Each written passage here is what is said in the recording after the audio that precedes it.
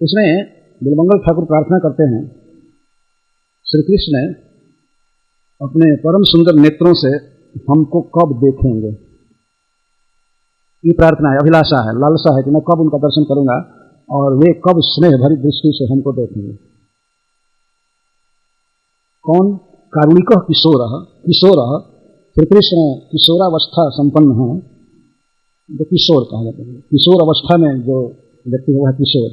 ऐसे संसार में सबकी किशोरावस्था आती है और देवताओं के लोक में भी अनंत लोग किशोर हैं, आगे होंगे, जन्म लेंगे, लेकिन वास्तव में किशोर शब्द कहा जाता है तो उसका तात्कालिक अर्थ होता है वृंदावन बिहारी श्री कृष्ण। किशोर केवल किशोर कहा जाता है। शिकागो में हम लोगों का मंदिर है, उसमें जो श्री विग्रह स्थापित है उसका नाम ही है किशोर किशोरी। और सब जगह श्री राधा रानी का नाम पहले रहता है, लेकिन वहां पर कृष्ण का नाम पहले है। कोई नहीं कहता है किशोरी किशोर जय किशोरी किशोर, ऐसा नहीं, किशोर किशोरी जय किशोर किशोरी। किशोर नाम ही है। यह प्रश्न उठेगा ही नहीं कौन किशोर। किशोर मतलब श्री कृष्ण। नव यौवन से नित्य नव यौवन में रहते हैं। यौवन के पहले जो अवस्था आती है जिसको नव यौवन कहते हैं, यह है किशोर। किशोर अवस्था, नित्य नवीन प्रस्फुटित यौवन। ऐसा लगता है कि श्री कृष्ण अब युवक होंगे, लेकिन नित्य किशोर बने रहते हैं। बिलमंगल ठाकुर कहते हैं कि ऐसा किशोर परम सुंदर कारुणिक है।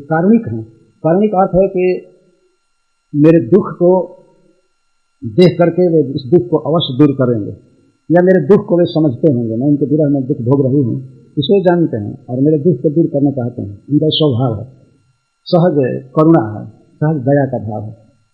वह कारुणिक किशोर जो सहज स्नेह से भरे हैं श्री कृष्ण कब अपने दोनों नेत्रों से नाम अवलोकयिष्यति, कब हमें देखेंगे।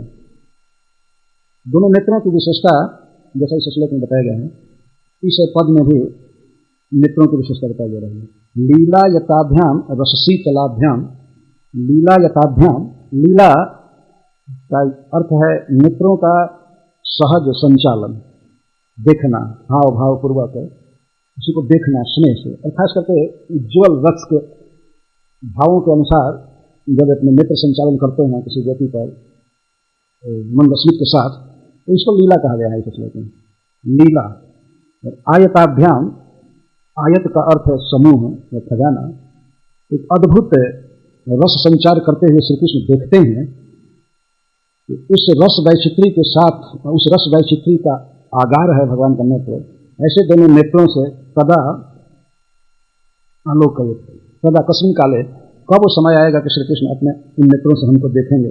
रस शीतलाभ्याम, रस विशेष के कारण, उज्ज्वल रस विशेष के कारण जिनके नेत्र शीतल हैं। संस्कृत में शीतल का अर्थ बहुत सुंदर होता है, और शीतल का अर्थ सीधा साधा भी होता है, और शीतल का एक अर्थ होता है स्निग्ध। स्निग्ध जिसमें स्नेह मिला हुआ है। जैसे कोई भोजन बनाया जाता है, आटा से कुछ बनाया जाता है तो उसमें घी डालते हैं, घी कहीं स्नेह कहा गया है संस्कृत में, स्नेह शीतल है। भगवान श्री कृष्ण की दृष्टि शीतल है, इसमें तो सचमुच कहीं स्नेह भरा हुआ है। स्नेह, सहज प्रेम से शीतल दृष्टि, जिसमें रस के कारण शीतलता है, ऐसे नेत्रों से मुझे कब देखिए। और नेत्र का और विशेषण है नीला रुणाभ्याम। श्री कृष्ण के नेत्र में बीच में कालिमा है, काला है, कनीनिका जिसे कहते हैं, नेत्र तारा काला, और उसके किनारे किनारे अरुणिमा है, ललाई। श्री कृष्ण के दोनों नेत्र नील और अरुण वर्ण के हैं, बीच में नील काला और किनारे किनारे आरुण्य है। नैनाम विजान, श्री कृष्ण के दोनों नेत्र कमल से अधिक सुंदर हैं। अद्भुत विभ्रमाभ्याम, श्री कृष्ण के नेत्रों में अद्भुत विभ्रम है। विभ्रम का ऐसे अर्थ होगा विशेष भ्रम, विशेष चाल, अधिक तरीके से देखना, इशारा करना।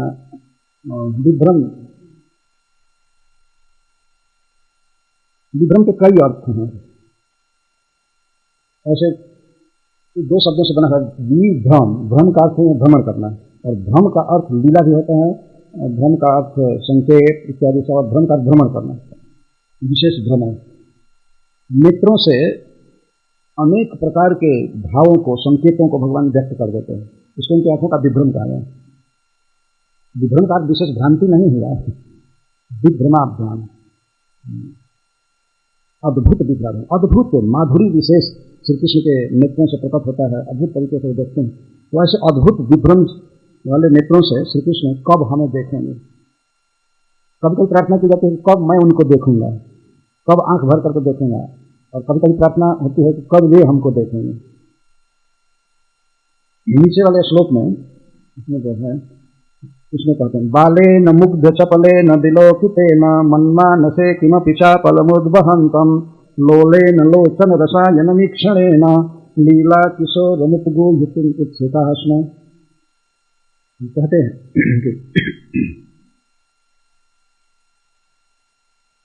श्री कृष्ण को जिन्हें लीला किशोर कहते हैं, लीलामय किशोर, सदा लीला करना, अनेक विविध लीलाओं को करते रहना। तो जो लीलामय किशोर है तो लीला किशोर कह रहे हैं, लीला किशोर। लीला किशोर को, श्री कृष्ण को हम लोलेना ईक्षणेना, अपने चंचल या तृष्णार्थ श्री कृष्ण के दर्शन की लालसा से व्याकुल नेत्र से उपगुहितुम उत्सुकाः, हम अपने नेत्र से श्री कृष्ण का आलिंगन करने के लिए फटफटा रहे हैं। आंख से आलिंगन करना, आलिंगन शब्द ये बता रहा है कि बहुत निकट से श्री कृष्ण को देखने की लालसा है। ये आलिंगन का अर्थ, जैसे बाहों से श्री कृष्ण का आलिंगन किया जाता है, वैसे भी मंगल ठाकुर कहते हैं, या उनके भाव में गोपियों के भाव में वो बोलते हैं, गोपियाँ कहती हैं कि हम लीला किशोर प्रतिक्षण मधुर लीला करने वाले श्री कृष्ण को आंखों से, श्री कृष्ण का आंखों से आलिंगन करना चाहते हैं। ईक्षणेन, और ईक्षण का विशेषण है लोलेन। लोल का अर्थ चंचल, और यहाँ लोल का अर्थ है तृष्णा, तृष्णा से व्याकुल। श्री कृष्ण को देखने की लालसा से मेरे नेत्र छटपटा रहे हैं। ऐसे नेत्र से हमें कृष्ण का आलिंगन करना चाहते हैं, वो चाहते हैं। कैसे श्री कृष्ण का आलिंगन करना चाहते हैं? बालेन मुग्ध चपलेन विलोकितेन मनमानसे किमपि चापलमुद्वहन्तं। बालेन, जो अच्छे कोमल हैं, जिनका अवलोकन दृष्टि का ही विशेषण बता रहे हैं। बालेना, अति कोमल, मुग्ध चपलेना, जो परम सुंदर है और चंचल है, ऐसे विलोकितेना, ऐसे दृष्टि से श्री कृष्ण मेरे हृदय में, मेरे मन में चापलम उद्वहन्तम, चंचलता का सृजन कर रहे हैं। अर्थात श्री कृष्ण के नेत्रों की छवि को जब से मैंने देखा, तब से मेरे मन में एक अद्भुत अनिर्वचनीय चापल्य उत्पन्न हो गया है। क्या चापल्य? श्री कृष्ण को देखने की लालसा, श्री कृष्ण को देखने की लालसा उत्पन्न हो गई है। श्री कृष्ण को देखने की लालसा कैसे है? श्री कृष्ण जब अपने नेत्रों से देखे मुझ पर, तो मुझमें, मेरे मन में चापल्य छा गया। चापल्य का एक अर्थ होता है चंचलता, और चंचलता का यह अर्थ है कि घर के काम धंधों में मेरा चित्त लगता था पहले, जब से श्री कृष्ण ने चपल नेत्र से हमको देखा, उनको मैंने देखा, तो मेरे हृदय में चापल्य बढ़ गया, चंचलता बढ़ गई। अब घर गृहस्थी में काम नहीं लगता है, कुछ नहीं, केवल श्री कृष्ण को देखने की लालसा रहती है, इसे चापल्य कहते हैं।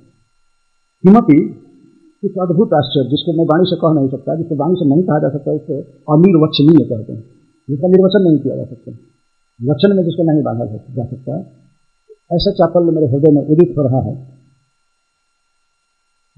अपने कृष्णा से व्याकुल आंख से इस लोचन रसायनम लीला किशोर को आलिंगन में लेना चाहते हैं, आंखों से आलिंगन करना चाहते हैं। आंखों से आलिंगन का अर्थ है कि बहुत निकट से पूरा आंख भर करके कृष्ण के सौंदर्य को देखना, यही है आलिंगन।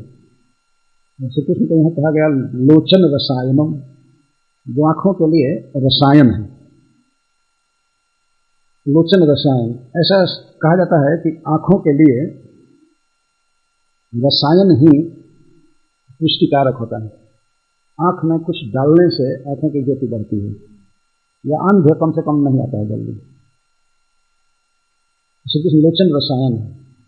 आंखों से यदि कृष्ण का दर्शन किया जाए तो लगता है कि फिजिकली भी आंखों की ज्योति बढ़ जाएगी।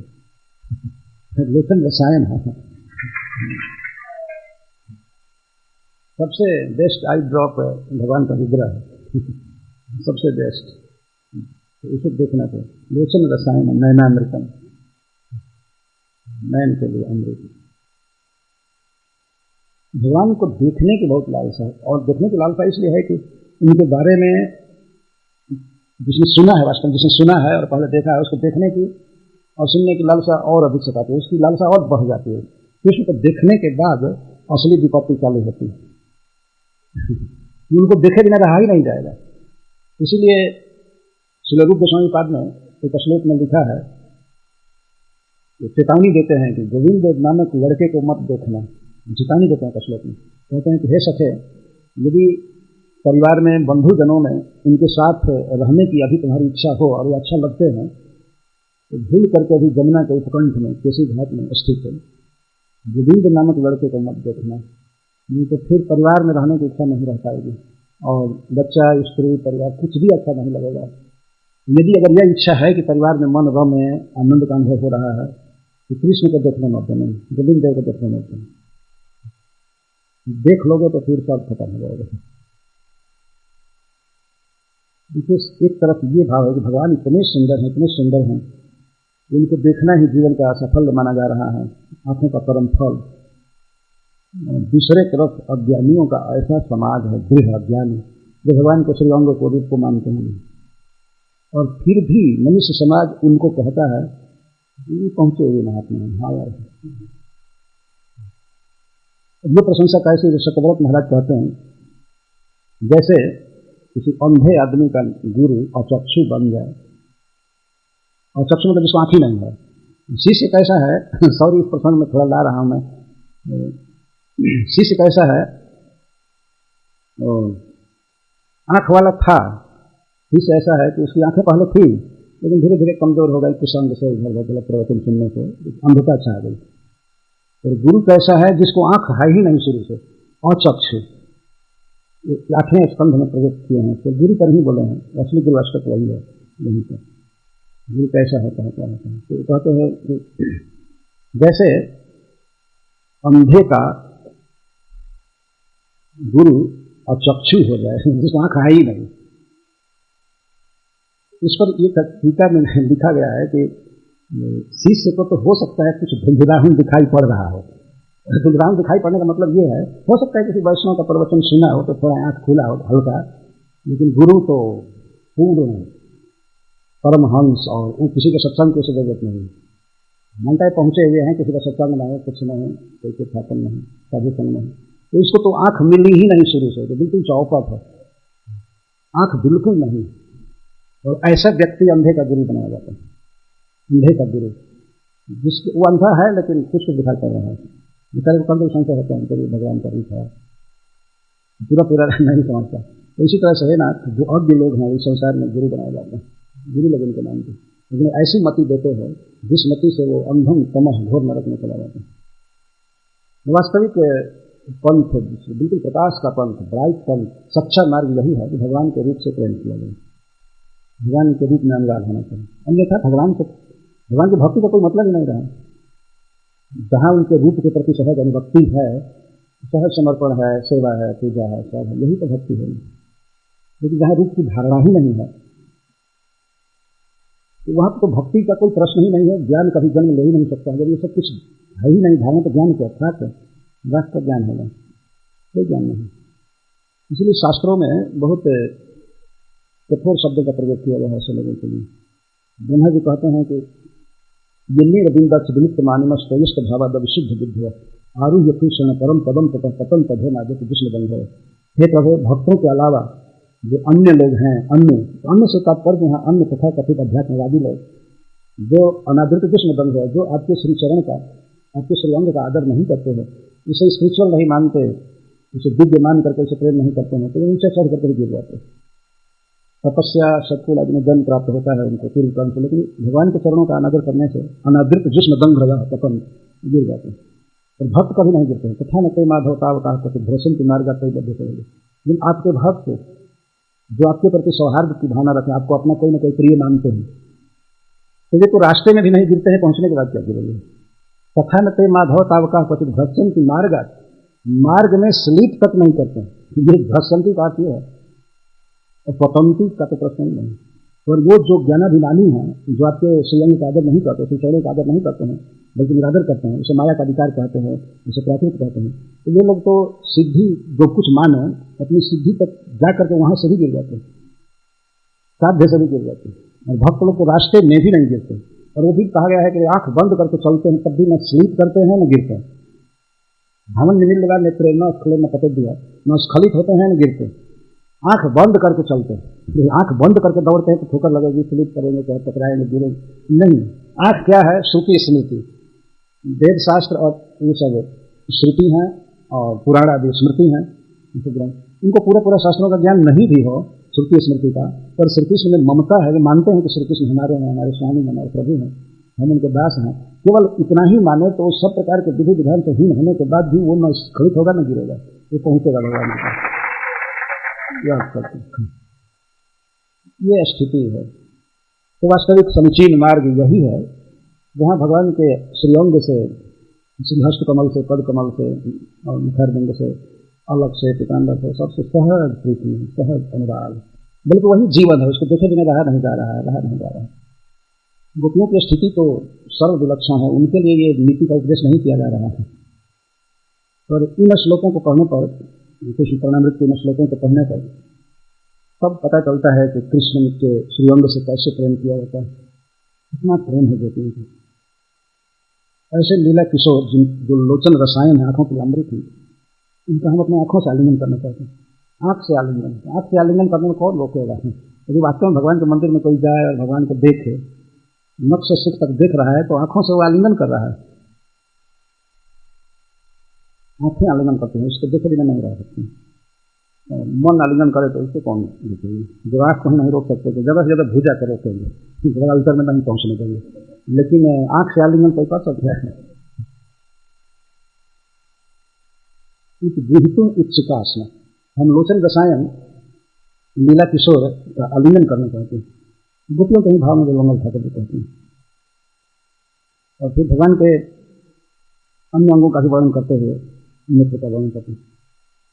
बीच वाला श्लोक में करो शरदुजाम बुध क्रम विलास शिक्षा गुरु, इसमें अपने विलोचन को, अपने आंख को उपदेश करते हुए बिलोमंगल ठाकुर कहते हैं, हे विलोचना विलोकया, हे हमारी आंख तुम देखो। क्या देखो? अमृतम, अमृत को देखो। तो अमृत पिया जाता है लेकिन श्री कृष्ण को कहा गया अमृतम विलोकया, अहो महः शैशवम, महः शैशव, महः का श्री कृष्ण वृंदावन बिहारी श्री कृष्ण महोत्सव स्वरूप हैं। मह का महा उत्सव, शैशवम सौकुमार, सुकुमारता की मृत्यु, महशैशव। देखो देखो ये अमृत देखो, हे मेरे नेत्र तुम्हें अमृत देखो, अमृत देखो। अर्थात अपने आंखों में डालो अमृत, और आंखों में अपने में अगर ये अमृत डालोगे तो तुम्हारी ज्योति बढ़ जाएगी और जीवन में कभी अंधता नहीं आएगी। और यदि इस लीला किशोर को, इस अमृत को यदि नहीं देखे, नहीं डाले आंख में, तो सब जगह केवल अंधेरी ही रहेगा, अंधकार ही छाया रहेगा। कान्हा बिना सगर और अंधार, कृष्ण के बिना सब जगह केवल अंधकार ही अंधकार है। वास्तविक दृष्टि, वास्तविक नेत्र शक्ति यही है कि कृष्ण को देख। तो कृष्ण अमृत हैं। जैसे मैं पहले कहा कि आंखों में रसायन को, अमृत औषधि ही डालने की परंपरा है, वैद्य लोग ऐसा बताते हैं। आंखों में लगाया जाता है, जैसे अंजन लगाया जाता है या कोई विशेष दवा दी जाती है। तो आंखों के लिए सबसे पुष्टिकारक सब तरह से, और उसके दृष्टि को खोलने वाली चीज है। कैसे हैं श्री कृष्ण? सबसे पहले हाथ का वर्णन कर रहे हैं, करौ पदौ दृश्य, 3 अंगों का वर्णन कर रहे हैं। तो इसके द्वारा सर्वांग सौंदर्य का वर्णन समझना चाहिए कि पदौ नीचे चरण कमल का वर्णन कर रहे हैं, और बीच में करौ, और ऊपर दृश्य आंख, उत्तम मध्यम अधः, नीचे का अंग है श्री चरण, और बीच का श्री कर और श्री नेत्र। सबसे पहले हाथ का वर्णन करते हैं। कैसे हैं श्री कृष्ण? उनके हाथ का वर्णन करते हैं। करौ शरद शरद्विज अम्बुज क्रम विलास शिक्षा गुरु। शरद्विज, शरद्विज, शरदी और ज का अर्थ है जन्म, शरद्विज जो शरद काल में उत्पन्न हुआ है अम्बुज कमल, उसके क्रम विलास के दोनों शिक्षा गुरु हैं। शिक्षा गुरु मतलब उसको शिक्षा देने वाले हैं। क्रम का क्या अर्थ है? जैसे आप लोगों ने पढ़ा होगा चैतन्य चैतन्य में, भगवान चैतन्य महाप्रभु जब कहते हैं, उस श्लोक की व्याख्या करते हैं, अपना रामाश्र मुनयो निर्ग्रंथ अपनी उरु क्रम कुर्बंत है तो भक्ति विषम जो हरि।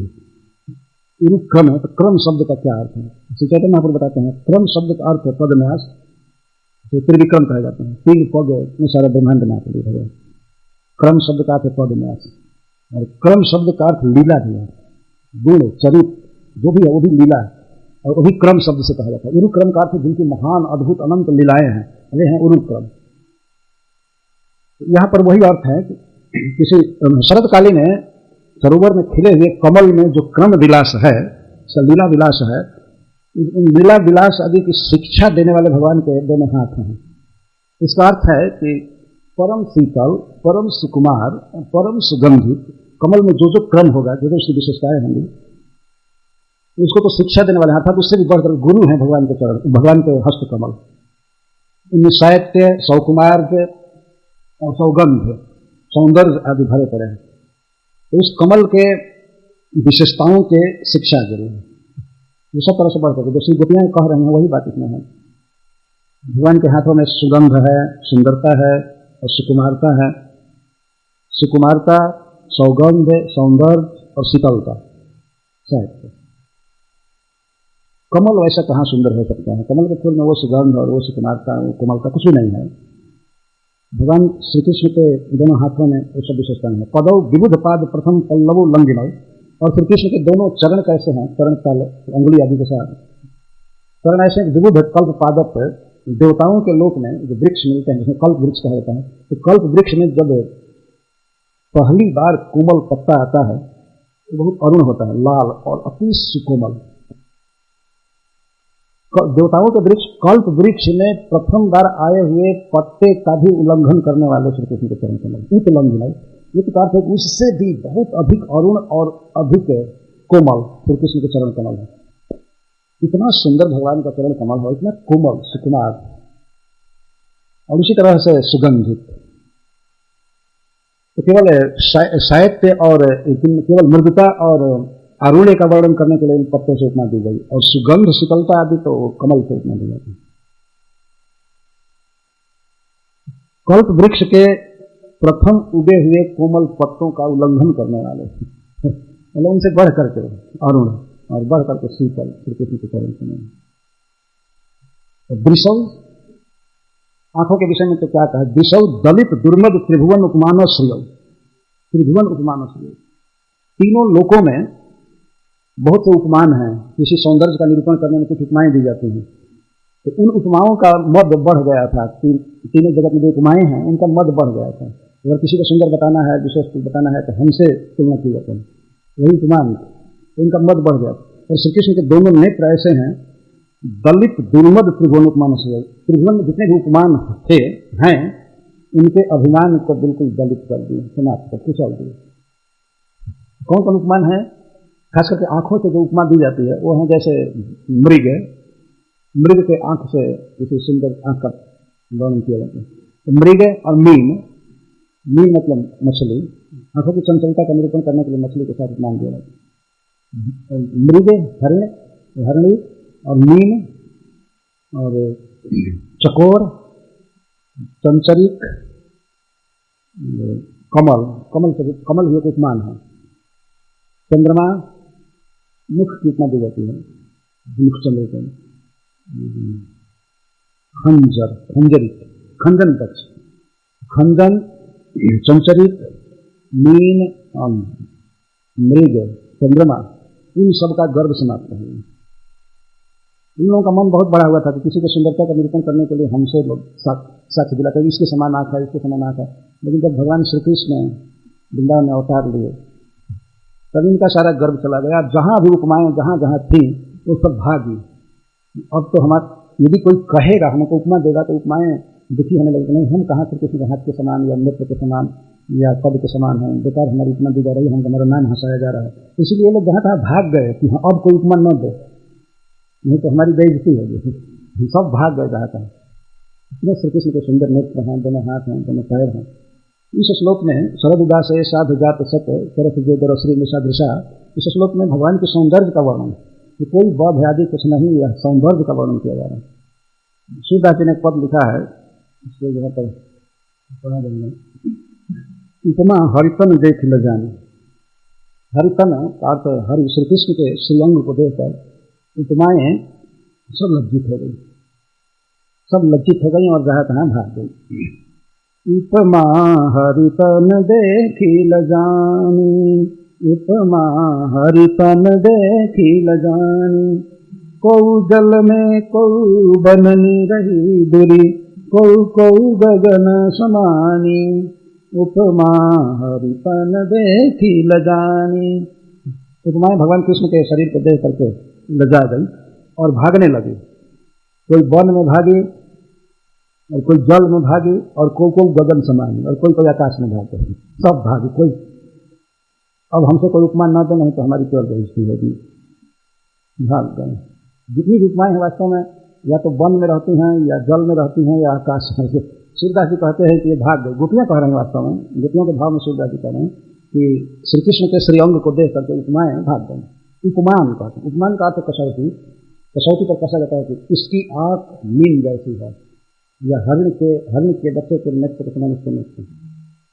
ये सब उपमाएं अब श्री कृष्ण के अंग को देख करके भागी। अब तक बहुत मद बढ़ा था। गुरुमंगल ठाकुर कहते हैं बहुत मद बढ़ा था, क्योंकि उपमान है स्टंडर, स्टंडर शब्द इन पर कसा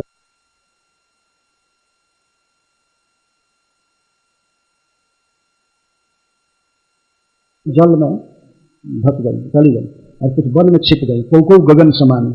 कौन कहाँ भागा इसको सूरदास लिखते हैं, गोपियां कहते हैं मुख निरखत शशि गयो अंबर को तड़ित दसन छबिहेर, मीन कमल कर चरण नयन डर जल में कियो बसेर। मुख निरखत शशि गयो अंबर को, श्री कृष्ण का मुख जब देखा चंद्रमा ने वो भागा आकाश में, आकाश में डर कर भाग गया कि हमारे साथ कोई उपमा नहीं देगा। आकाश में गया, मुख निरखत शशि गयो अंबर को, भागा है ना चंद्रमा, आकाश में भाग गया। कहाँ उतरता है, कभी नहीं आता है नीचे। इतना सुंदर चंद्रमा अगर नीचे आवे तो बहुत आनंद की बात होगी, लोग बात करेंगे, देखेंगे। सूर्य का नीचे आना तो खतरनाक है, लेकिन चंद्रमा आवे तो कोई बात नहीं। तो लोग तो वहीं पहुंचना चाहते हैं चंद्रमा के पास पहुंचना चाहते हैं, सूर्य के पास पहुंचने का कोई साथ नहीं करता। एक बार एक गिद्ध बहुत जोर में उड़ा था जवानी में, तो उसे पंख गड़ गए, गिर गया था। जटायु जी का भाई था संपाति। आजकल के लोग तो साहस ही नहीं कर सकते कि हम सूर्य लोक जाएंगे, लेकिन चंद्र लोक जाने का साहस करते हैं और वहां भी जा नहीं सकते, जा नहीं पाते हैं, तो खूब झूठ बोलकर प्रचार करते हैं कि हम गए थे, हम गए थे, हम गए थे। इसका एक सबसे बड़ा प्रमाण है कि ये नहीं गए हैं, एक इनका झंडा बता रहा है। ये कहते थे पहले कि चंद्रमा पर हवा नहीं है, और ये लोग दिखाए कि हम चंद्रमा पर झंडा गाड़ कर आए हैं और झंडा हवा में लहरा रहा है इसका अर्थ है कि कहीं किसी स्थान पर झंडा गाड़ करके और फोटो ले लिए और कहे कि हम वहां से फोटो लेकर के आए। और इससे क्या उत्तर हो सकता है? जब पहले तुम कहे कि हवा वहां नहीं है तो पता था क्यों फहरा रही है? क्यों? इसका अर्थ है कि हवा जहाँ है वहां पर झंडा गाड़ा था।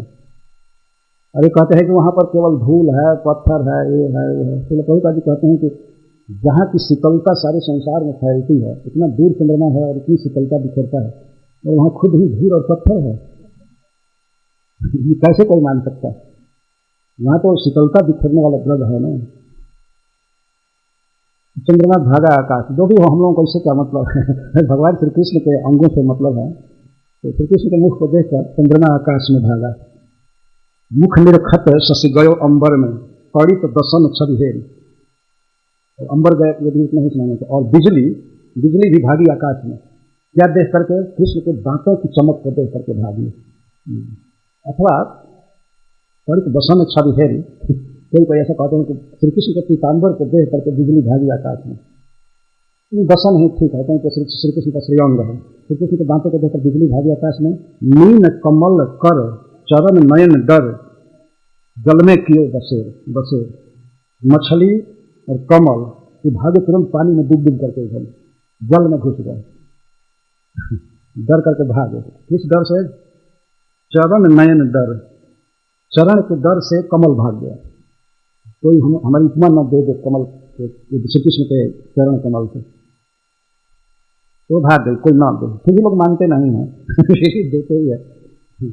मंदिर गुरु श्री चरणार वंदन की तरह भगवान के अनेक तो अनेक वंदनाएं हैं जिसमें उनके चरण कमल की वंदना की जाती है, तुलना की जाती है। चरण कमल में प्रणाम,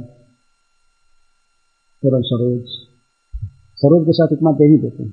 तो फिर भी बताए तो भागे हैं, कमल और मछली जल में भाग गए। मछलियां भागी भगवान श्री कृष्ण के नेत्र को देख करके, आंख को देख करके भागी, डूब गई। और कमल भी भाग गया कर और चरण के भाव, हस्त कमल और पद कमल, चरण और हाथ के सौंदर्य से फीका होकर के कमल भागा पानी में, आंखों के इतना तो भय से भागी मछली में पानी में, जल में कियो बसेरो। ऐसा नहीं भागे तो फिर कभी आवे, बात नहीं पानी में कर दी, पानी के अंदर ही रहते हैं, लाते ही नहीं डर के नहीं। नीम कमल कर चरण नयन डर, जल में कियो बसेरो, भुजा देख यहिराज लजाने, विवरण पैसे दार। श्री कृष्ण गोल और सुंदर लंबी सुवृत्त भुजा को देख करके सांप सब भागे बीर में जाकर घुस गए। श्री कृष्ण के भुजगंड की इतना सर्प के देह से दी जाती, तो वे सब भागे बीर में, जंगल में या पृथ्वी में जहाँ इधर उधर भाग गए। विवरण पैठे धाय, धाई दौड़ करके भागे बीर में, भुजा देख यहिराज लगाने, विवरण पैठे धाय, कटनीर खट के हलदर मानो बन बन रहे बुराई। और श्री कृष्ण के पतली कमर को देख करके सिंह भाग करके वन में छिप गया। सिंह की कमर भी बहुत पतली होती है और ऊपरी भाग बहुत चौड़ा होता है। तो श्री कृष्ण ऐसे, तो श्री कृष्ण के कटी को देख करके सिंह भागा वन में चला गया। तो कई गाँव में आता ही नहीं, बन बन रहे बुराए, बन बन में छिपा रहता है। गोपियों को ऐसा ही प्रतीत हो रहा है कि ये सही स्नाएं श्री कृष्ण के अंग के शोभा के आगे निरस्त होकर के सब भागे। आजकल कथा में बात कही जाती है, कुछ लोग सोचते ऐसे भागे हैं कि स्वाभाविक विधाता ने जन्म दिया वन में, लेकिन भागे हैं यह सुनना कितना अच्छा लगता है। भले यह भावुकतापूर्ण वर्णन है, लेकिन फिर भी भावमय है ना, अभावमय नहीं है। कपि के सौंदर्य से आप होकर के सिंह गारी देत कबिल के वर्ण प्रियंग पथ कर देत। और जितनी उपमाएं हैं, नील कमल या सिंह या शशि जो भी है और सर्प आदि, जब श्री कृष्ण के अंगों से के साथ इनकी उपमा लोग देते हैं तो उपमाएं जहाँ छिपी हैं, जहाँ बैठी होता है, वहीं से गाली देती है। ठीक हमारी बेइज्जती किया है, हमारे साथ उपमा दिया। कहाँ श्री कृष्ण का चिन्मय कर या हस्त पद जो नेत्र चिन्मय है, नित्य है, आनंद घन है, और कहाँ जड़ कमल, चंद्रमा क्षीण होने वाला, घटने बहने वाला, कलंकित कमल मुरझाने वाला तुरंत, तो वास्तव में सब दुखी हो जाते हैं। और गारी देत कवि के वर्णन, कवि लोग जब वर्णन करते हैं अपने समय से तो कृष्ण का गुणगान करते हैं, लेकिन उपमाएं दुखी होकर के गाली देती है। श्रीअंग पथ कर देत, जब श्रीअंग के साथ तुलना की जाती है तो उपमाएं गाली देती हैं। सूर्यदास हमको शर्मावत, नाम हमारो लोग। सूर्यदास जी कहते हैं, उपमाएं कहते हैं कि हमारा नाम लेकर के हमको शर्मिंदा कर रहे हैं। सब कवि लोग गाली देते, अभिशाप देते हैं कि सब कंठ टूट जाए, क्यों ये इस तरह से वर्णन कर रहे हैं, हमारा नाम ले रहा है। क्योंकि भक्तों का एक स्वभाव है कि भगवान के अंगों का जो वर्णन करते हैं तो सबसे सुंदर वस्तुओं के साथ पत्थर देते हैं। क्या करें, वर्णन किए बिना रह नहीं सकते। जो श्री हस्त का वर्णन करें, श्री हस्त कमल ऐसा कहीं देंगे, स्वाभाविक कहते हैं, या वास्तव में करना चाहिए, भक्ति है। फिर भी अब उपमाएं तो गाली देती ही हैं कि क्या कर रहे हैं, कहाँ मैं और कहाँ भगवान का श्री अंग मेरे साथ तुलना कर रहे हैं। इस तरह से श्री गोपियां भगवान के अंग का वर्णन कर रही हैं। बीच में एक जो गीत हो गए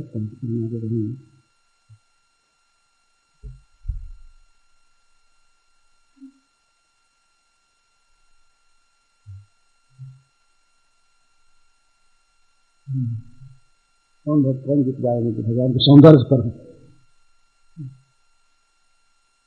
तो बताइए कौन गीत गाएंगे,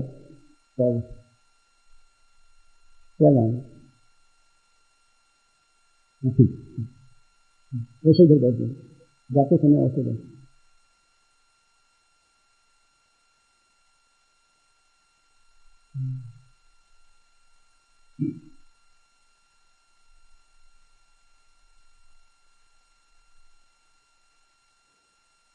नाइट गीत प्लीज।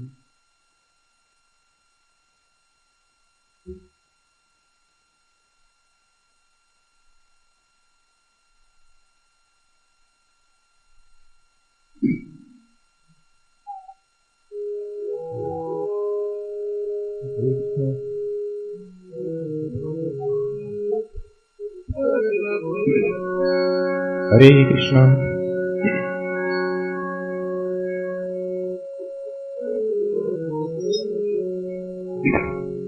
हमारे बीच के एक भक्त कवि श्री सिपाही पांडे मनमोदी जी के द्वारा एक रचित गीत है, प्रस्तुत करने की कोशिश कर रहा हूं। गोपियां कहती हैं, कहे दोस्त यही के हम के परवाहन बा, कहे दोस्त हमार केहू के तनो, यही के हम के परिवाहन बा। हवा प्रभु प्रेम के सागर बा, यही के पवले के उठान बा। मुस्कात रहे ले सदा हरि जी, दुख में निकसत मुखयाहन बा। जब आँख लड़ी मुरलीधर से, तब आउर केहू के चाहन बा, तब आउर केहू के चाहन बा। यह हमारा हृदय लुट चुका है, यह हमारा हृदय लुट चुका है।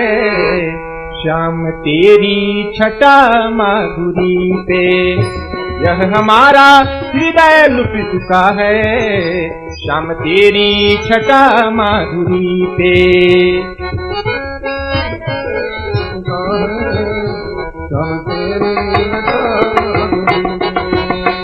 यह हमारा हृदय लुट चुका है। श्याम तेरी छटा माधुरी पे, हो श्याम तेरी छटा माधुरी पे। पीत पट पे सुलट पे मुकुट पे, पीत पट पे सुलट पे मुकुट पे।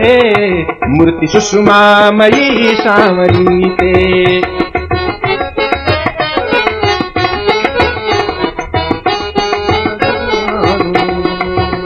पीत पट पे सुलट पे मुकुट पे। मूर्ति सुषमा मई सांवरी पे।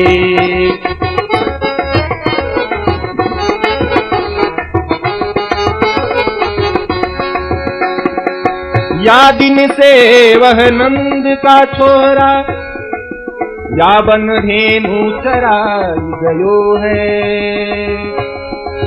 मोहनी तानन गोधन गावत, बेनु बजाई रिझाई गयो है।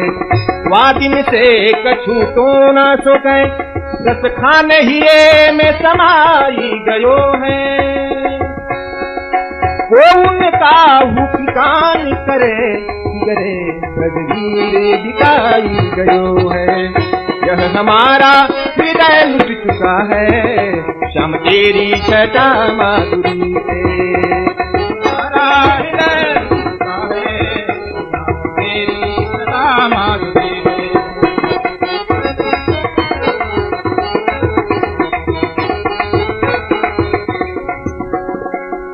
चित्ता कर सक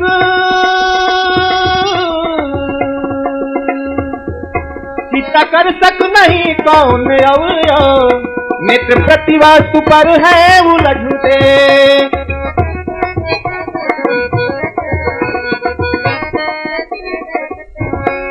भगवान श्याम सुंदर की प्रत्येक अंग में इतनी शोभा है कि गोपियां जहां भी देखती हैं वहीं पर उनका नेत्र अटक जाता है। चित्त कर सक नहीं कौन अवयो, नेत्र प्रतिभा तु पर है उलझते। विधु बदन पे नयन पे चरण पे, विधु बदन पे नयन पे चरण पे। मूर्ति सुषमा मई सांवरी पे,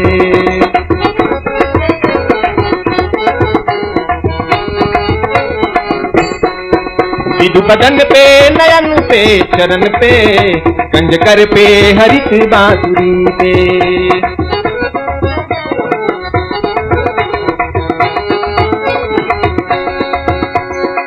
लालन एक विनय सुनियो, अब मेरी गली ने आइयो ना। आइयो तो करुणा करके, तेरे सुनाइयो गाइयो ना।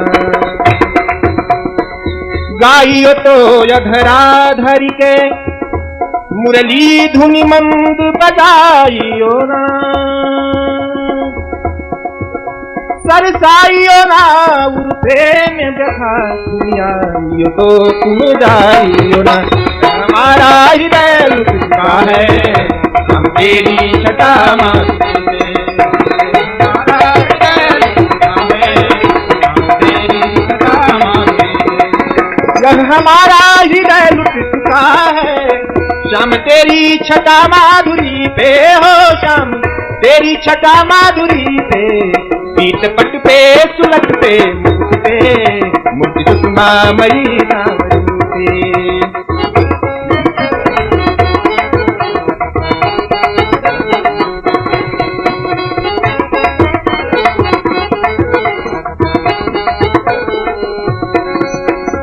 सभी दिखते श्याम जैसे, गोपियों को पूरा ब्रज कृष्ण में दिखता है। नहीं, गोपियां नहीं बोल रही हैं, गा रही हैं। सभी दिखते श्याम जैसे, लगती हर बालिका राधिका सी हो, लगती हर बालिका।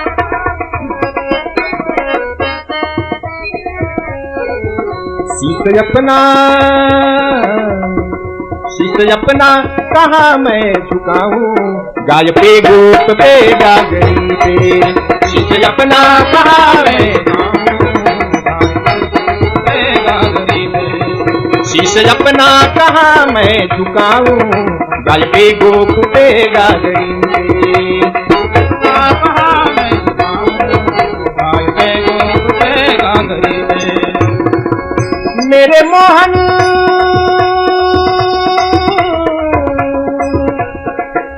मेरे मोहन तेरा चित्र अंकित, आज भी ब्रज के प्रत्येक क्षण पे हो, आज भी ब्रज के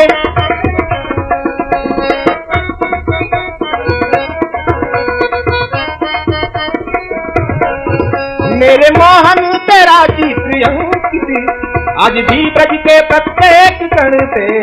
पत्र पे पुष्प पे पादपों पे, पत्र पे पुष्प पे पादपों पे, व्यक्ति पे बाम पे बल्लरी पे।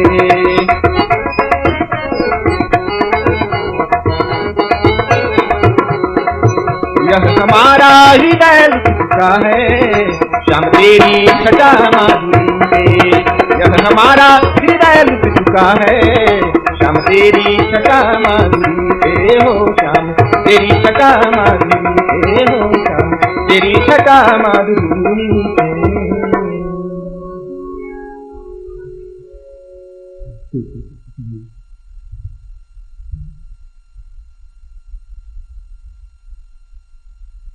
जिन मिलेगा मतलब गायकों को कभी कभी अंतराल में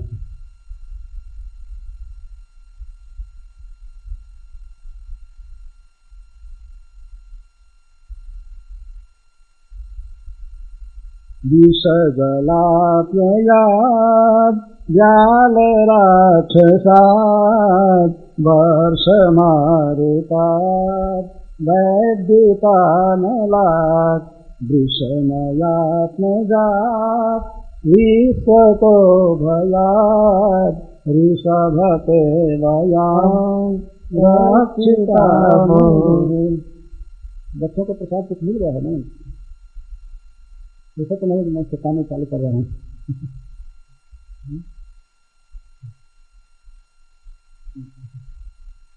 वृषमयात्मजात विषजलाप्ययात व्याल राक्षसात वर्षमारुतात्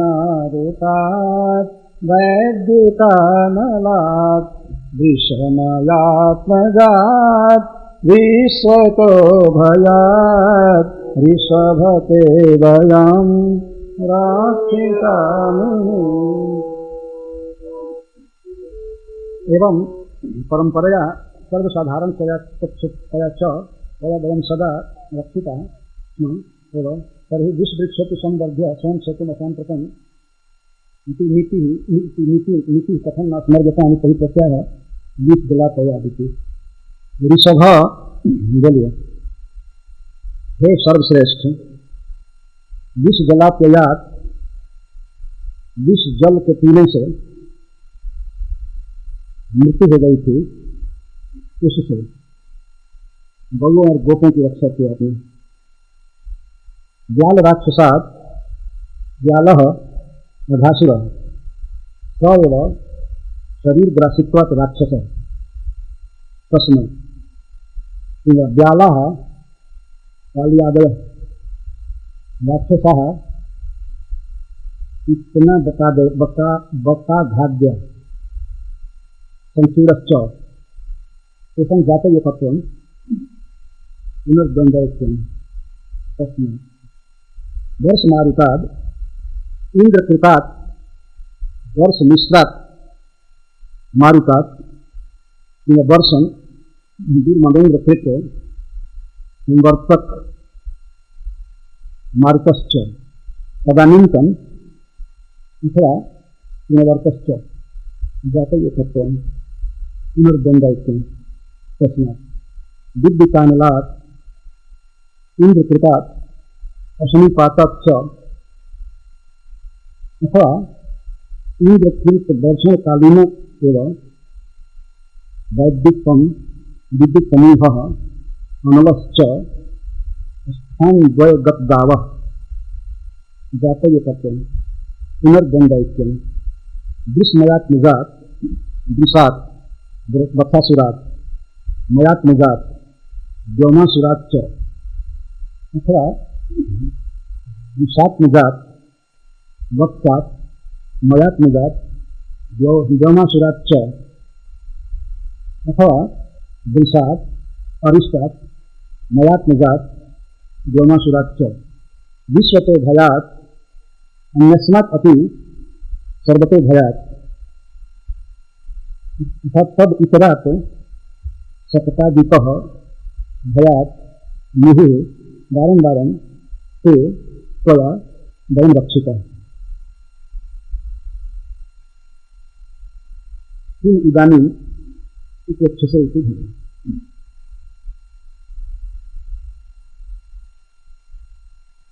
अब गोपियाँ आगे कहती हैं, हे प्रियतम, अपने परंपरा से ही सब समय सभी प्रकार के दुख से हमारी रक्षा किया। ऐसी नीति है कि विष वृक्ष संवर्ध्य तस् क्षेत्र में शांततम। यदि कोई व्यक्ति विष का पौधा भी अपने हाथ पर लगाया है तो उस व्यक्ति को कहेगा अपने हाथ से कभी उस वृक्ष को नहीं चाहिए। जब अपने हाथ से वृक्ष लगाया, भले विष का वृक्ष है, किंतु लगाने वाले के हाथ से काटा जाना यह उचित नहीं। हे प्रियतम, आपने हम लोगों की बहुत रक्षा की, बारंबार रक्षा की, हमारी रक्षा में कभी अपने अलग से नहीं किया।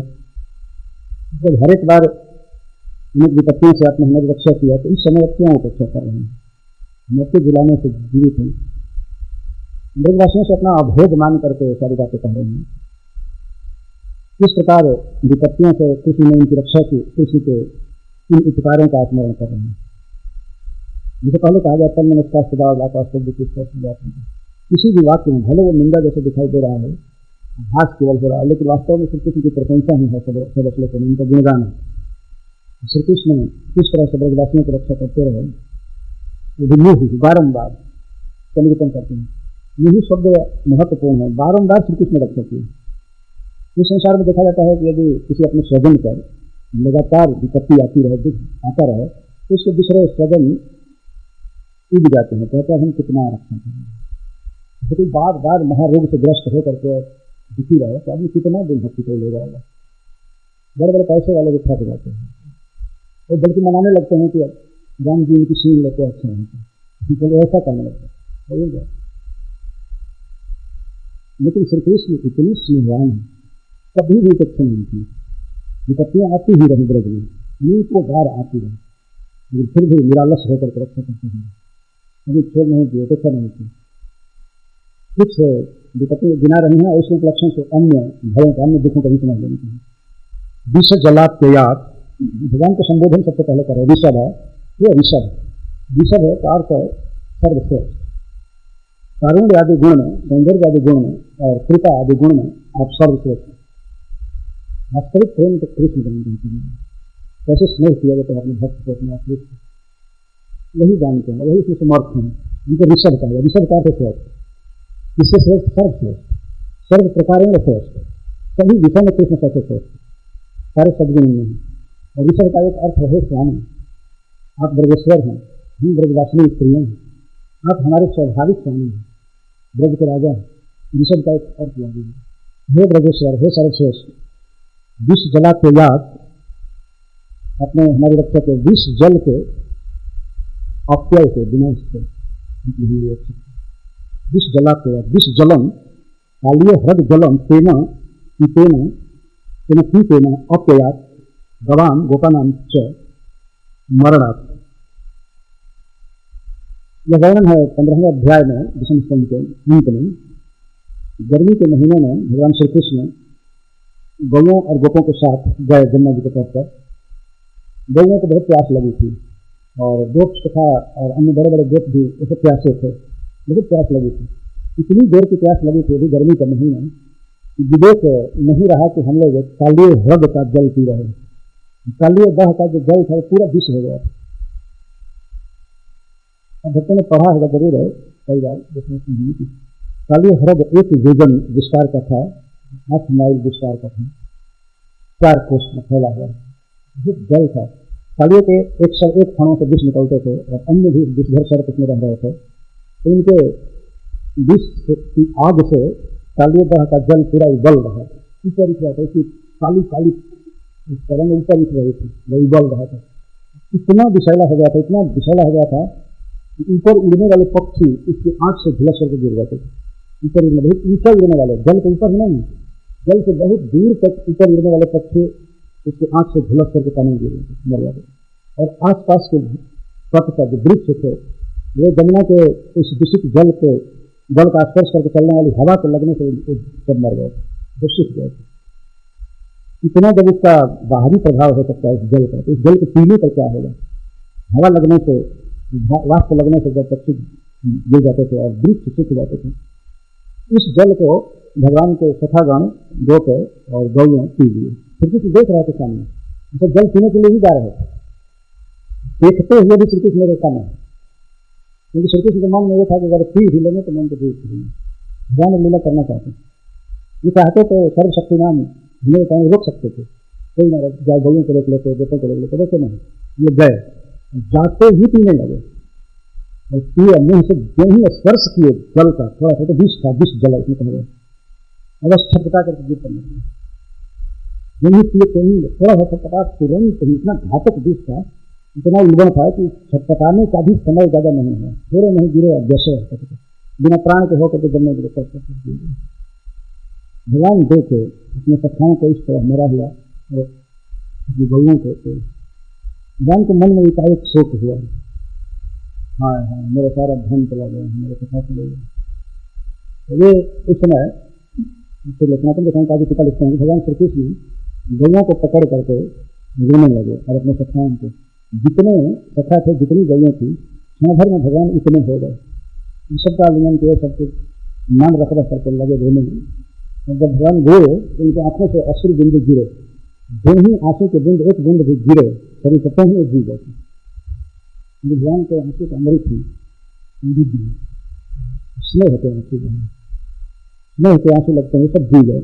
और श्री कृष्ण कृपा दृष्टि से, स्नेह दृष्टि से तब देखा, विष जल पीने के बाद मृत हो जाते फिर भी वैसे जी गए। इसी की याद जो किया कह रहे हैं, विष जला के याद, विष जल के पीने से जो मृत्यु हो गई थी, मरण हो जाता है, इस मरण से अपने आत्मसात करके कह रहे हैं, गौओं को गोपों को अपने से भेद करके, यदि गौएं नहीं रही होती, गोप भी नहीं रहे होते। और दूसरी बात यह भी है कि श्री कृष्ण इन सखाओं के विरह में वे नहीं रहे होते, ऐसी संभावना की जाती है कि श्री कृष्ण भी नहीं रहे होते, क्योंकि श्री कृष्ण तो करोड़ों कोशिश करें मरने के लिए मर ही नहीं सकते, इसके उपाय ही नहीं है मारने का। आत्मा को तो मारा ही नहीं जा सकता, परमात्मा को तो कोई कैसे मारेगा। गीता में स्वयं भगवान कहते हैं कि इसको कोई अस्त्र से काटे, अग्नि में जलावे, हवा में सुखावे, पानी में डुबावे, ये मरने वाला है ही नहीं, जीव नहीं मर सकता है आत्मा, तो फिर परमात्मा कैसे मर सकता है? मत से केवल जीवित तत्व, लेकिन फिर भी लीला विशेष के लिए, लीला के आस्वादन के लिए जब कहा जाए तो गोपों और गैयों के विरह में भगवान नहीं रहेगा।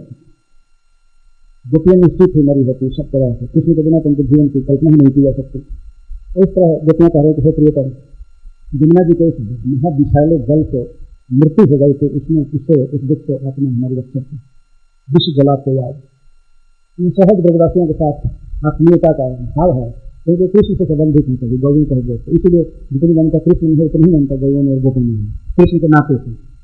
इसलिए इनकी रक्षा को अपनी रक्षा में प्रवेशित कर रही है, हमारी अपनी रक्षा की। विष जलाते याद, ब्याल राक्षसाद, ब्याल और राक्षस से रक्षा की। ब्याल से यहाँ का कर्म है आभासी, और वह शरीर को ग्रस्ता था, जो शरीर को खाए उसे राक्षस कहते हैं, तो वही राक्षस था। तो अर्थ ये है, लेकिन सुबह सुबह से हम अर्थ करते हैं ब्याल, ब्याल से आभासी अर्थ करते हैं, और राक्षस अर्थ करते हैं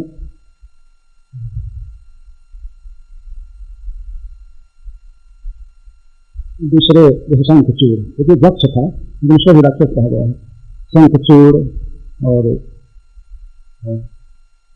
जवासुर राक्षस, दो को जाति के लिए तो एक वचन में प्रयोग कर रहे हैं, जाति एक एक तत्व, और फिर पुनर्द्वंद्व दो दो के एक करके विभक्ति में प्रयोग किया गया।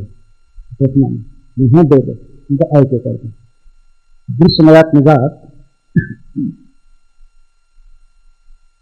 ब्याला काली आदि, ब्याल का अर्थ काली आदि, और राक्षस का अर्थ कितना, बकासुर, अभासुर आदि, और शंख चूड़श्च, एकम जाते में। श्री कृष्ण ने कई बार सर्प से रक्षा की ब्रज में, ब्रजवासियों की, एक बार अघासुर से रक्षा की। बच्चे इस समय श्री कृष्ण के साथ वक्ष चारण कर रहे थे, गौयों के बच्चों को चला रहे थे, तो खेलते हुए वृंदावन प्रवेश करके खेल रहे थे, कुछ बहकाने प्रकार का विहार कर रहे थे। अघासुर इसी पथ में अपने जबड़े को फैला करके सो गए। ऊपर बादल से कलकरी एक कट रहा था, नीचे धरती से उनकी जीभ जो थी बिल्कुल लाल सड़क जैसा दिखाई दे रही, और जो कई जीवों को खाया था पहले से, सड़ा हुआ मांस पेट से दुर्गंध आ रही थी, सांस निकल रही थी। बच्चे क्या कहते हैं, भगवान किसी को दिखा करके कहते हैं, किसी को, अरे ये देखो कितने ये वृंदावन की शोभा है, ये कोई विशेष पर्वत यहाँ देखा, हम लोग यहाँ कभी नहीं खेले थे, अरे देखने में बिल्कुल अजगर जैसा लग रहा है कि नहीं, बच्चे का बात बिल्कुल अजगर जैसा लग रहा है, लेकिन अजगर है नहीं, यह प्राकृतिक शोभा है, पर अजगर के आकार जैसी सचमुच का अजगर था, जो बच्चों को और बच्चों को कृष्ण के साथ घसना चाहते हैं। बच्चे खेल रहे थे, चले जा रहे थे, सामने देख रहे हैं कि अजगर जैसा दिखाई दे रहा है, परंतु अजगर नहीं है, यह वृंदावन की कोई शोभा विशेष, कोई शोभा है। तो कहा तो देखो ये जो लाल लाल बादल है ऊपर, ये सर्प के ऊपरी जबड़े की तरह लग रहा है कि नहीं, तो कहते हैं बना ऐसा लग रहा है। नीचे का ये जो लाल लाल वक्र है, रास्ता है, क्या है जानते हो, ये गेरी धातु का बनाया हुआ रोड है, ये सर्प के जीभ जैसा लग रहा है कि नहीं, हाँ बिल्कुल। ये जंगल में आग लगी है, कहीं जीव जंतु फंस करके मर रहे हैं, बांधे जा रहे हैं, तो ये अजगर के पेट से निकलने वाली आंच की तरह लग रही है कि नहीं, दुर्गंध की तरह। तो अजगर के पेट की दुर्गंध है, जहाँ कई चीज खाया है, जो मांसाहारी हैं उनसे बहुत दुर्गंध निकलती है। हम लोगों ने देखा है व्यक्तिगत रूप मीट खाने वाले, शराब पीने वालों के शरीर से बहुत बदबू आती है, और रोग तो आते ही हैं बाद में, बहुत दुर्गंध हो जाती है। तो बच्चे कह रहे हैं कि देखो कि जंगल में आग लगी है और कुछ भी फंस गए, झलस गए हैं, इनके जलने से जो गर्म जो दुर्गंध आती है, तो ठीक ऐसा लग रहा है जैसे कि अजगर के पेट में मांस सड़ने पर पकने पर जैसी गंध आती है, वैसे लग रहा है। हाँ ऐसा लग रहा है। और जंगल में जब आग लगती है तो गर्म गर्म हवा आती है, तो ये अजगर के सांस जैसी लग रही है कि नहीं, तो सब ऐसे हाँ है अजगर के सांस जैसी लग रही है। किसी कथा ने कहा कहीं सचमुच से अजगर न हो, सावधान होना चाहिए। कुछ बच्चे कहते अजगर, इनको विश्वास अजगर नहीं है, अगर अजगर होगा भी ना तो बकारी यही पर है, बक का शत्रु अभी सूर्य का सारा है ना, बकासुर को ये साथ में है, अगर अजगर होगा ना तो वह अभी बकवत भी नहीं स्थिति, तो बकासुर की तरह वो भी मरेगा। और ताली ठोकते हुए जय जयकार करते हुए फूलते हुए चले गए अजगर के पेट में, और भगवान वहां भी हफ्ता बता दी तो देखते रह गए, सब प्रविष्ट हो गए। तो अघासुर अपने जबड़े को खोला ही रह गया, क्योंकि देख रहा था कि जब बकासुर को मारने वाला है, फिर पूतना को मारने वाला स्थान में लड़का जब आएगा तब मैं सबकी दादी लाएगा और पीस दूंगा तो ये सोचे। अभी अभी खा रही है, बच्चे सब चले गए पेट में, किसी को दबाया नहीं, तोड़ नहीं किया। जब एक बार दबाया होता उसका तो दांत भारी भारी पत्थर को समान बड़ा बड़ा पत्थर पीस दिया होता उसके ऊपर, लेकिन दबाया नहीं। प्रेस करे भगवान सोचने लगे भाई यहाँ भी दिखने मुद्रा में हो गए भगवान, लेकिन सर्वज्ञ और सर्व समर्थ ईश्वर फिर उसके पेट में प्रवेश किए, पेट में नहीं प्रवेश किए, मुख में प्रवेश किए। जो लोग श्री कृष्ण को ईश्वर मानते हैं, भगवान मानते हैं, उनका कितना अच्छा ज्ञान है, कितना शुद्ध चेतना उनकी। जो लोग श्री कृष्ण को ईश्वर नहीं मानते हैं, अंधों को सब पढ़ना चाहिए क्या लिखा हुआ, क्या कहा जा रहा है। कोई घबराहट नहीं हुई, अजगर के पेट में जा रहे हैं, बचाने के लिए जा रहे हैं, अपने बच्चों को, अपने सखाओं को, मित्रों को अजगर के मुख से पेट से निकालने के लिए जा रहे हैं। जय भगवान प्रवेश किए। इसके ठीक कंठ में भगवान श्री कृष्ण अपने को अकस्मात बढ़ा दिए, अकस्मात बढ़ा, इतना बढ़ाए कि पूरा गला में उनका शरीर फंस गया, बिल्कुल एयर टाइट, वो सांस न ले सकता था न बाहर कर सकता, वो सांस लेने के लिए तड़पने लगा। इतना छोटा सा लड़का इतना बड़ा कैसे है, पूरा एयर टाइट चिपक गए बिल्कुल सब जगह, कहीं से भी सांस नहीं ली जा सकती। वो छटपटाने लगा, उसकी आंखें उलट गई, तब तक तो उसका पेट फट गया, पेट फटा और इसी से सारे बच्चे और बछड़े बिल्कुल सुरक्षित निकल सकते हैं, कोई खरोच नहीं लगा, कहीं कुछ नहीं। और वैसे कुछ आचार्यों का कहना है कि हम मर गए थे उसके पेट में, इतनी दुर्गंध थी और सड़ी हुई हवा में, और यहाँ कैसे जी सकते, मर गए थे, लेकिन भगवान ने उनको जीवित किया, जीवित करके निकाल दिया। ये सब तो श्री कृष्ण के प्रसाद है, समझिए। इस तरह से कृष्ण आभासी से रखते हैं। ब्याल, दूसरे ब्याल का अर्थ प्रकाशन के लिए कहीं करते हैं, ब्याल का अर्थ काली से रखते हैं। विषैले जल से रक्षा अलग चीज है, और कालिए को रमणक द्वीप में भेज देना, वृंदावन से बाहर करना, एक दूसरी रक्षा है। अगर कालिए रहा होता तो हर एक संभावना, मृत्यु की संभावना सब समय भगवान ने कालिए को निकाल दिया गंगा जी के जल से और रमणक द्वीप में भेज दिया। इसके लिए ब्याल शब्द का प्रयोग किया जा रहा है। ब्याल का अर्थ है सुदर्शन नाम का अजगर, गंभिका दम में नंद बाबा को पकड़ा। लेकिन यहाँ प्रश्न होता है कि जो लीलाएं अभी नहीं हुई हैं, ये लीलाएं कैसे श्री गति को दे रही हैं। सनातन गोस्वामी जी कहते हैं कि भंगुरी ऋषि के मुख से और कर्णासी देवी के मुख से गोपियां सुनती थी हमेशा श्री कृष्ण आगे ये लीला करेंगे, आगे इसका वध करेंगे, ये करेंगे।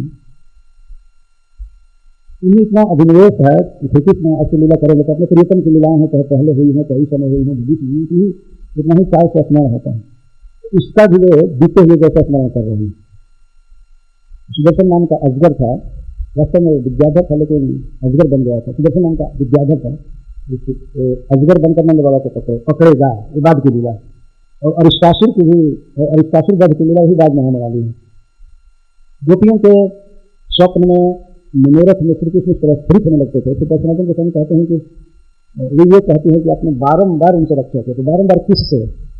कालियों से, इसके बाद इससे, इसके बाद इससे, इसके बाद इससे नहीं, एक ही से अनेक बार रक्षा किया। तो ये कहते हैं कि कभी कभी स्वप्न में गोपियां देखती थी कि आज प्रियतम इस विपत्ति से हमारी रक्षा किए, आज इसका वध किए, इससे रक्षा किए, इससे रक्षा किए, इसने हमको बचाया। तो जो पहले लीला हो चुकी थी या बाद में होने वाली, उसको भी सपना में देखती थी। इसके लिए भी मुहु शब्द का प्रयोग कर रहे हैं। सपना भी कोई व्यक्ति यही देखता है जो वो जागृत में करता रहता है। गोपियों का चित्त सदा श्री कृष्ण में लगा हुआ था, इसलिए सपना भी प्रियतम श्याम सुंदर के विषय नहीं देखती थी। यहाँ बांसुरी बजा रहे हैं, तो यहाँ कालियों से रक्षा कर रहे हैं, सारा समाज गंगा जी के तट पर खड़ा है। श्री कृष्ण वहाँ पर बचाए थे ब्रजवासियों को, सर्प के बंधन से बाहर हो गए तो सारे ब्रजवासी बच गए, नहीं तो सब गंगा के जल में प्रवेश कर रहे थे। नंद बाबा प्रवेश कर रहे थे, जिनको श्री बलराम जी ने देखा, और माँ यशोदा प्रवेश कर रही थी, तो उनकी कुछ सहेलियों ने देखा। लेकिन अंततः सब कंठित थे श्री कृष्ण के पास जाने के लिए, तब तक श्री कृष्ण सर्प के बंधन से छूट करके पहुंचे।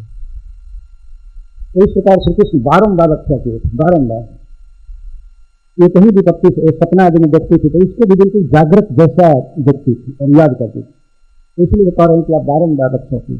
थोड़ा बारंबार का रखने का यह अर्थ है कि एक के बाद दूसरा, तीसरा, चौथा, कंटिन्यूअस कोई न कोई भय लगा रहता है। और फिर भी कृष्ण कभी उदासीन नहीं हुए, कभी उन्होंने ये नहीं सोचा कि कितना रक्षा करें, हमेशा तो कोई न कोई विपत्ति आती रहेगी। आज कल ये है तो कल इंद्र विश्वास किया, इंद्र वर्षा किए तो रक्षा किया, 3 बार सर्प को रक्षा किया, घासुर, कालिए और इस अजगर से अंबिका बन में 3 बार सर्प को रक्षा। 3 बार तो प्रकट लीला लिखी गई है, पता नहीं कितने बार सर्प को रक्षा की है। और राक्षस से रक्षा की। एक श्लोक में एक वर्णन में टीका में कहते हैं कि राक्षस का यह अर्थ है संत के लिए, क्योंकि जक्ष है, जक्ष को भी कभी कभी राक्षस कहा दिया गया।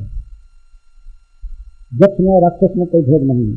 ब्रह्मा जी जक्षों को पैदा किए, राक्षसों को जक्षों ने कहा खा जाए किसी को, ब्रह्मा को, अपनी सृष्टिकर्ता को, भगवत तृतीय स्तंभ में कहता है, जक्षों को सृष्टि किया और राक्षसों को ही सृष्टि किया। जक्षों ने कहा आपस में गौरव ब्रह्मा जी को खाने के लिए, जैसे तैसे काट करके नोट करके उनको खा जाने के लिए, चारों मूरी तोड़ करके चार अपने खा जाते हैं, ऐसे जैसे तैसे खाने के लिए दौड़, क्योंकि उनको भूख लगी थी। उन्होंने सृष्टि किया तो उनको भोजन का प्रबंध करना चाहिए था, नहीं भूख लगी थी तो अपनी बात को ही खाने चले। वो कहे जब बोल रहे थे खा जाओ जक्ष में भक्षण कर जाओ, खा जाओ। जो राक्षस थे कहते माँ रक्षा छोड़ो मत, दोनों का ही अर्थ हुआ, खा जाओ और दूसरा दल कह रहा था मत छोड़ो मतलब खा जाओ, यही अर्थ होते हैं माँ रक्षा। तो श्री ब्रह्मा जी ने बाद में एक का नाम जक्ष दिया, एक का नाम राक्षस दिया। तो राक्षस कहीं कभी जक्ष कहा जाता है, जक्ष कभी राक्षस कहा जाता है। इस प्रकार ब्रह्मा जी पहले बचे भगवान के शरण से, जब खाने दौड़े तो भगवान के शरण में गए, बच गए, तब उन्होंने नामकरण किया जक्ष और राक्षस है। इस प्रकार यहाँ राक्षस शब्द प्रयुक्त हुआ, वो संसूर के लिए हुआ है। दूसरा अघासुर, पूतना, बकासुर, ये तीनों भाई बहन थे, 2 भाई थे, पूतना जी थी। पूरा कंस के संसद में दबदबा था, पूतना प्रभाव, ऋषि को कंस ने नियुक्त किया बच्चों की हत्या के लिए। आजकल भी एक विभाग चल रहा है गर्भपात के बीच में, जैसे बच्चों की हत्या ही चल रही है।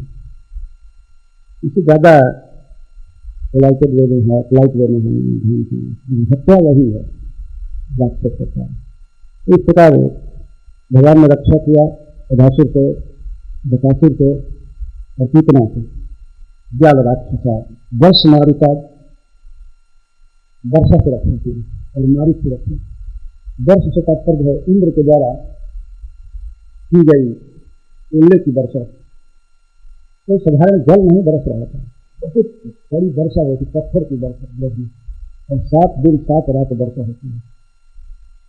श्री गोपी जन को सब कुछ याद है किस तरह से रक्षा किए, बड़ी वर्षा हो रही थी। आंधी मारुत ऐसा चल रहा था कि पेड़ों को लगने वाली आंधी, बड़े बड़े वृक्षों को धराशायी करने वाली संवर्तक वायु चल रहा था, जोर की आंधी चल रही थी, भी वर्षा के साथ। और इस आंधी के ठटेरों से पत्थर इधर उधर धक्का मारा, यहाँ तो कभी कभी गिरिराज जी के भीतर भी कुछ ओले चले जाते, दूसरा भार पानी और ओले बरसाए जा रहे थे। वैद्य का अमला, इसमें वैद्युत अमल, बिजली की आग, दूसरा वैद्युत का अर्थ वज्रपात, 7 दिन 7 रात इस तरह से मुसलधार पानी, ओले की वर्षा और जोर की आंधी, वज्रपात होते रहे 7 दिन 7 रात। इंद्र भी ऐसे पागल हो गए थे कि अरे 1-2 घंटा बरसाते थे, बंद कर देते, लेकिन ये पड़े हुए थे कि ब्रज का नाश कर देंगे, नाश कर देंगे। अभिमान बढ़ गया था, विशेष भी निकल पाल है, श्रीकृष्ण को भगवान मनुष्य भी गए। वास्तविक सत्य यह है कि भगवान इंद्र के हृदय में श्रीकृष्ण स्वयं ही ये प्रेरणा कर रहे थे, लोग उत्पन्न किए, क्योंकि गिरिराज धर्म की लीला करना चाहते थे। इंद्र ऐसे नहीं कि भगवान को इतना स्नान करें, वास्तव किसी के भक्त हैं, भगवान के भक्त हैं, इनके लिए भगवान अवतार लेते हैं, असुरों का वध करते हैं। बस देवता कैसे इतना विरुद्ध हो सकते हैं? भगवान जब जो भी करना चाहते हैं वो कर देता है। अर्जुन इतने सिद्ध हैं, विशुद्ध सत्य में इनका शरीर है, सब कुछ है, किसी को नित्य पार्षद है, लेकिन स्वजनों के मोह में होकर के दुख देने के लिए भगवान के नित्य पार्षद है, अज्ञान कैसे आ सकता है? लेकिन जब कृष्ण स्वयं अज्ञान दिए, गिरना गया, क्योंकि कृष्ण भगवद गीता का उपदेश करना चाहते थे। इसी तरह से श्री भगवान लीला करना चाहते थे, और अपने भक्तों के प्रति भगवान का कितना स्नेह होता है, उस स्नेह का प्रदर्शन चाहते थे। लोग समझे कि भक्त कितने प्रेम करते हैं। इसी भगवान ने गिरिराज जी को उठा, गोवर्धन जी को उठा करके छत्ता की तरफ धारण किया, रक्षा किया। वर्ष मारिकाद इस शब्द द्वारा लीलाओं की याद कर रहे हैं। देखिए जिसने हमारी वर्षा से रक्षा की, सभी लोग पर्वत के नीचे आ गए थे छत्ते के अंदर। वर्ष मारिकाद, वैद्य कानलाद, वज्रपात से, अनल से 2 बार वृंदावन में आग लगी थी, दवानल लगा था। इससे अपना लक्ष्य है। यदि श्री कृष्ण नहीं होते तो दवानल पूरे ब्रज को भस्म कर दिया। दोनों बार आग को अद्भुत रीति से भगवान ने दिखाया। दोनों बार मुंह में पी लिए, विशाल क्षेत्र में लगी हुई आग को मुख में पी लिए। एक बार गोपियों ने प्रत्यक्ष देखा था भगवान को आग पीते हुए कालिए बनन के दूसरे दिन। इसी रात दूसरी लीला को गोपियों ने सुना था जब कथाओं के द्वारा। इस तरह से कृष्ण आग पी निंजा करी नहीं। 2 बार आग लगी तो उसे हे प्रियतम अपने नए रक्षा किया। वृषमयात निजात, वृष से रक्षा किया और नय के आत्मज से। व्योमासुर नए दानव का पुत्र था। नय बहुत प्रसिद्ध दानव है, इसी तरह पुराणों में इतिहास में शब्द है, उसका पुत्र था। उसका नाम था व्योम। वह जो कथाओं को, भगवान की कथाओं को ले जाकर के गुफा में बंद करता था, पूरा सबसे मार डालेगा। लेकिन भगवान ने उसका बंद कर दिए और गुफा से निकाल ले अपनी कथाओं। नयात्मक से अपने रखा था और वृक्ष काल से बच्चा से जो बछड़ा बन करके आया था, इससे अपने नहीं था। और वृक्ष का एक अर्थ बैल और इसकासुर से अपने नहीं रखते थे। तो ये लीला बाद में होने वाली है, पर इसको भी गति करें स्वाभाविक ले रहे हैं, उनके मन में स्थिर हो रही है लीला। भविष्य में लीला होगी तो उसको भी रक्षा की लीला होता है, बीती हुई अतीतकालीन लीला जैसा इसको व्यक्त कर रहे हैं, ये स्वाभाविक है। इस तरह से अन्य विश्वते भला अन्य भी भाव से रक्षा थे, जैसे सत्तासुर से रक्षा थे, धनिकासुर के दर्द से रक्षा थी। ये बलराम जी के द्वारा जो रक्षा हुई है उसको भी कृष्ण में ही परिवर्तित कर रहे हैं। धनिकासुर से रक्षा किए, सत्तासुर से रक्षा किए, जमलार्जुन से रक्षा किए, दोनों वृक्ष गिरे थे, इसे रक्षा किए। और कितना के आवाज से कितना इतना जोर से बोली थी, तब पर ऐसा लगा था कि वज्रपात उनके सिर पर हो रहे हैं। तो इससे भी भगवान नहीं रक्षा की थी, तो समझ रहे हैं जैसे कृष्ण बचाए। उनके केवल कितना के गरजने से, चिल्लाने से, है करने से मर गए। सब लोगों को यही अनुभव हुआ, शुद्ध गोस्वामी कहते हैं सबको यही अनुभव हुआ कि हमारे कपार पर बिजली गिर रही है, तो गिर गए थे। उसके बाद शांत वातावरण हुआ तो करी थी। इस प्रकार हे प्रियतम अपने अनेक विपत्तियों से, अनेक संकटों से हमारी रक्षा की। तो इतना जो रक्षा की, इतना बर्फ दिलाया इस तरह से, तो स्वयं ही अब मन्नत के कामदेव को प्रेरित करके हमारा स्वयं बंद कर रहे हैं। जब इन विपत्तियों से रक्षा किए तो इस महासंहारक इस काम से हमारी रक्षा कीजिए। अर्थात हे प्रियतम आप हमारे मित्रों के सामने हो जाइए, आपको देखने की लालसा से हम मर रहे हैं। आप जब सब समय रक्षा किए, जैसा नीति है कि जिस वृक्ष भी रोक करके अपने से नहीं काटना चाहिए, तो आपके द्वारा हम दिलाई गई हैं, आपके द्वारा पसी गई हैं, हम आपकी हैं।